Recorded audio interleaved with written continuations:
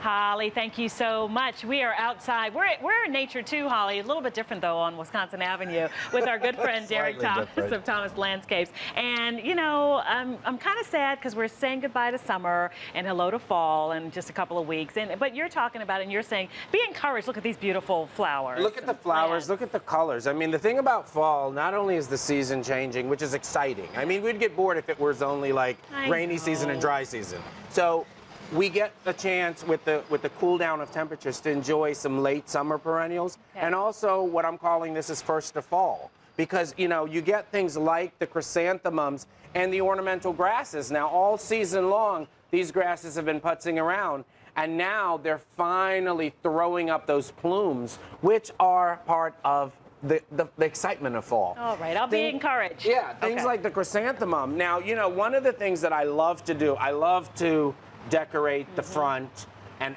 inspire our viewers to decorate their fronts. This mum, okay, if it were just in the grower pot, would look blasé.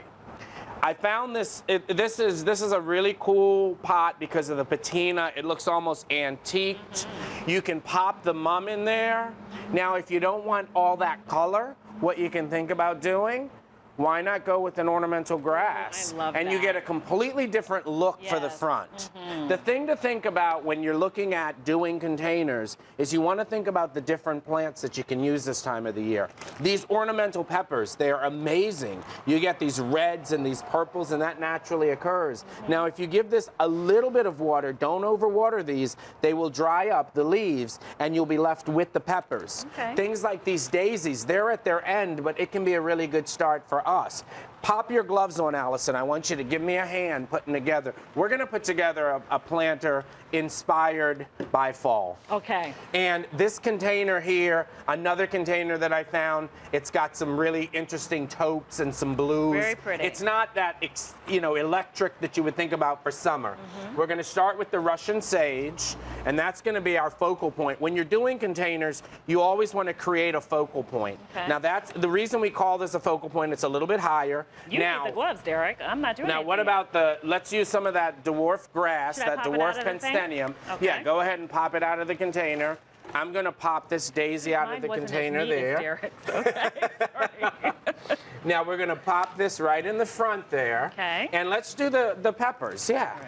Absolutely. Now, does it matter when you are getting families together like this? No, what you really want to focus on when you're doing a container like this is the contrast. Okay, you want to make sure that all sides of the container looks attractive anywhere that you look. We did do the sage as a backdrop, which gives us, like, if you're going to put this up against the wall by your front door, you would want to use this as the backdrop. The grass is giving you a little bit of motion when the wind blows, and then what you've done is you've popped in some colors that are really going to make you inspired for fall. Yes, it feels like Instead fall. of being sad, embrace it. I mean, the purples, the reds, the oranges. You know, get out there in the nurseries right now. There's a lot of wonderful plants that are going to start coming in.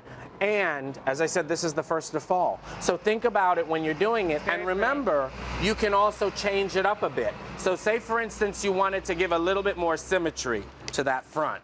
What we can do is we can take another pepper plant and pop it in there, and then we have yet another look. It's a little bit more symmetrical. You've got the grasses in the front, and you've added similar colors. It's very pretty. Before we let you go, we have about a minute left, Derek. Now, in this little transitional period, what else should we be doing for our gardens right now? One of the really, really important things, okay, because we talked about the container gardens and a lot of people are downsizing, but if you're not, and if you haven't had a chance, this year we had a lot of excessive rain. It's time to get the soil in order. What you want to start looking at is to get a really good loam, start getting things like leaf grow and adding that to the soil. Maybe if you have a lot of big mature trees in your property, take the time to use some pelleted lime on the lawn, because what's happened with all of the rains that we had this year, a lot of the nutrients have waned. So think about doing a top dressing to your gardens and your lawn with a compost or a leaf grow,